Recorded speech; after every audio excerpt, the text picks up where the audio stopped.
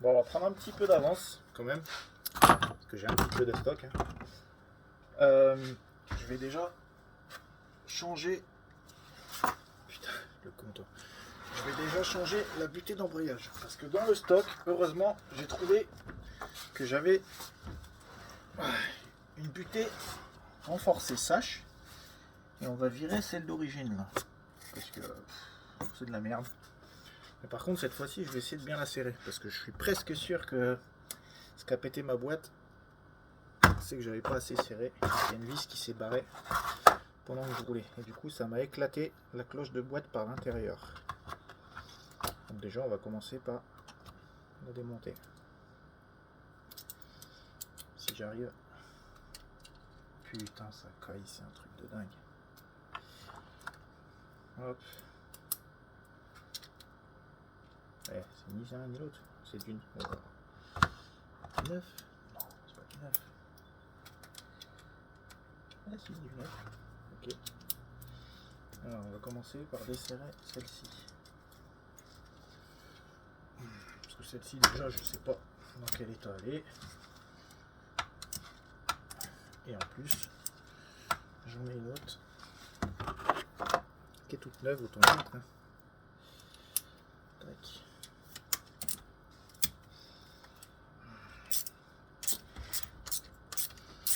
Si vous voyez bien. Juste de tourner un petit peu ça. Tac. Et non, ça marche pas.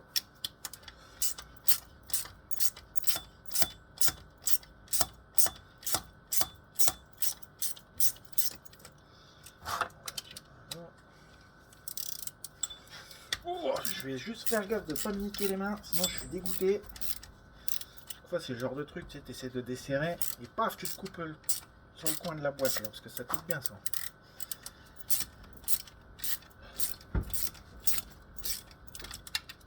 Allez, allez, allez. Ils auraient dû mettre des encore plus longues, tu sais. Oh. Et après, tiens, on va essayer de faire la tulipe après.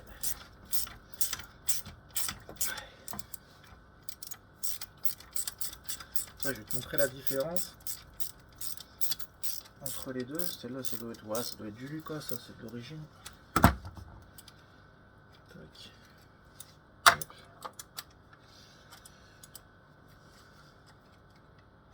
Hop.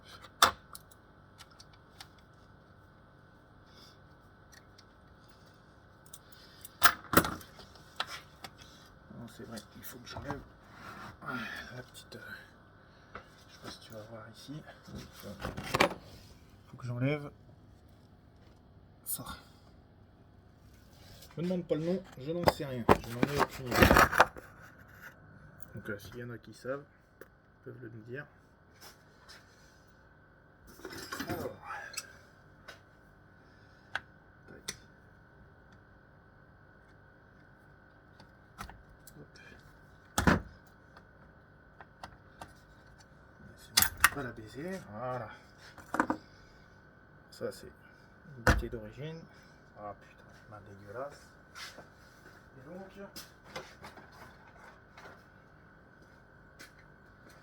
ça c'est une marque Sache. On voit, bah moi je préfère parce que en fait celle-ci elle est en deux parties. Tac tac tac. Et là j'ai qu'une seule partie. Comme ça t'es sûr de pas être emmerdé. Tu vois. Donc, voilà. Normalement, mais là j'ai pas envie, j'ai la flemme. Puis la vieille boîte elle est pas démontée. Mais normalement en fait, je vais montrer ma tête en même temps que je parle. En fait, c'est le conseil d'un pote.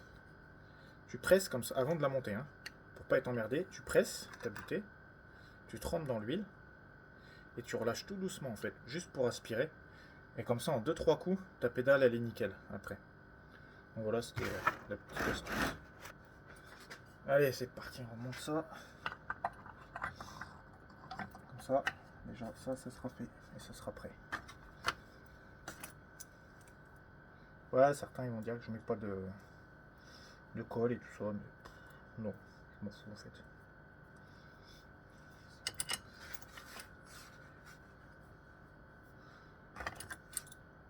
Déjà j'en ai pas. C'est un sacré coup de bol quand même. Parce que la butée là, ça fait, je sais pas, peut-être 3 ans que je l'ai, 2-3 ans qu'elle était restée dans le carton. C'était peut-être un signe, j'en sais rien. Mais voilà.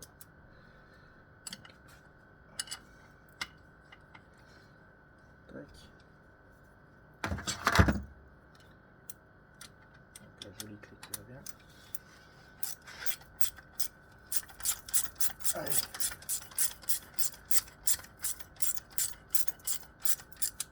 J'essaie de serrer ça un peu comme les roues de la voiture pour serrer droit, même si ouais, c'est pas spécialement d'intérêt, mais ça coûte rien de le faire.